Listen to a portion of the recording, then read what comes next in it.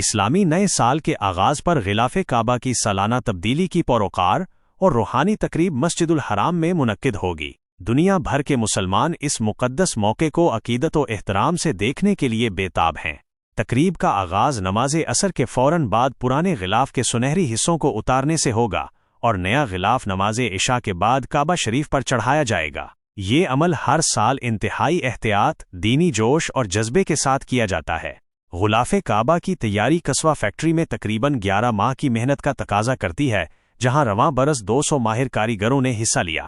غلاف کی تیاری کے لیے 1000 کلو گرام خالص ریشم، 120 کلو گرام سونے کے دھاگے اور 100 کلو گرام چاندی کے دھاگے استعمال کیے گئے ہیں۔ یہ غلاف 4 بڑے اور 47 درمیانے و چھوٹے ٹکڑوں پر مشتمل ہے اور اس کا مجموعی وزن 1415 کلو گرام ہے۔ اس پر قرآن کی آیات نفیس کشیدہ کاری کے ذریعے نہایت خوبصورتی سے نقش کی جاتی ہیں۔